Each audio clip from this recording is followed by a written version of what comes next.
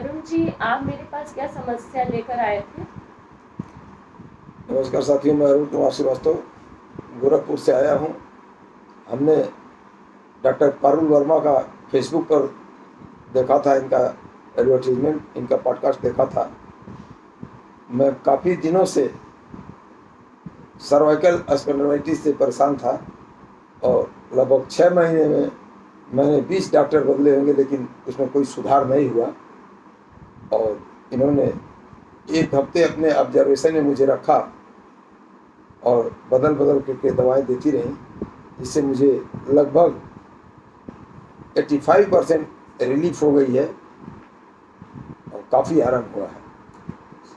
इसके साथ ही मेरे पैर में भी थोड़ी समस्या थी, घुटने की। मैं आयुर्वेदिक दवा खाता था।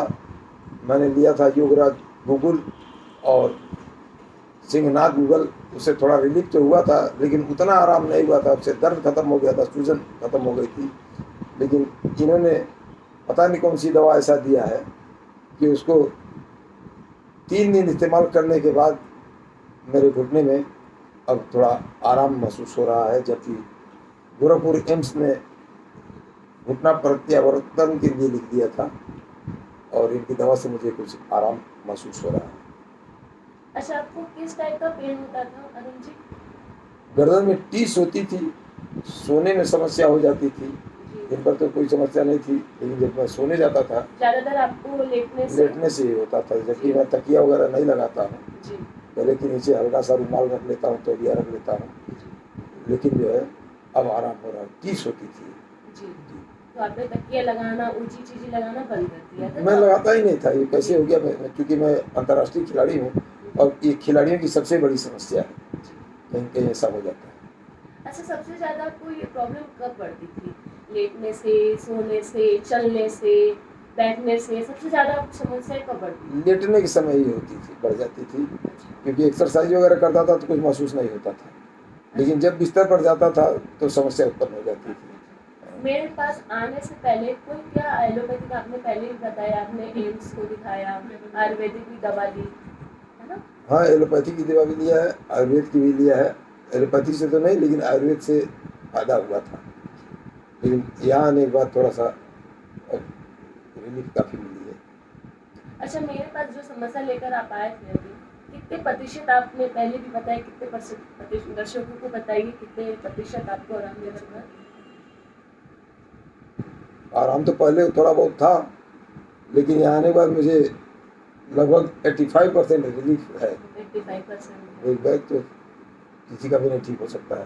तो आपको पहले क्या ऐसे, आप सर्वाइकल में बता रहे हैं, तो क्या आप ऐसे मूवमेंट भी नहीं कर पा रहे थे? नहीं, मूवमेंट तो कर रहे थे, लेकिन स्टिफनेस रहती थी, दर्द रहता था।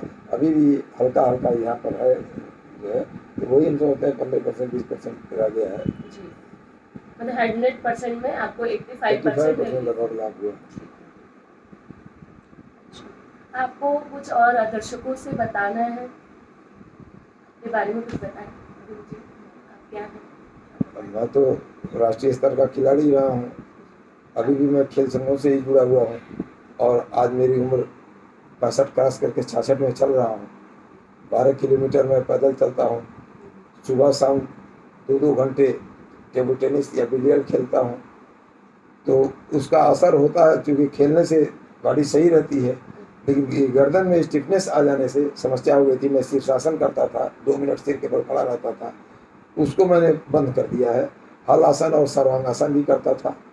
तो हल आसन और सर्वांगासन तो अब 2-3 दिन में एक बार करता हूँ। मैं पहले डेली करता था, तो दवा खाते समय मैंने इसको बंद कर दिया, तो उससे थोड़ा रिलीफ हुई।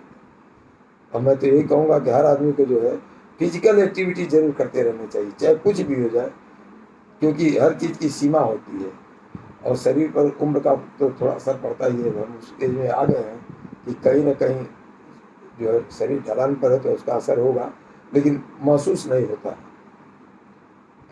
दर्शकों, मैं आपसे यहाँ पे ये कहना चाहूँगी, आप देख रहे हैं ये इतना फिजिकल एक्टिविटीज़ करने के बाद भी इनको रिलीफ था, लेकिन कुछ हद तक होम्योपैथिक दवा असर करती है।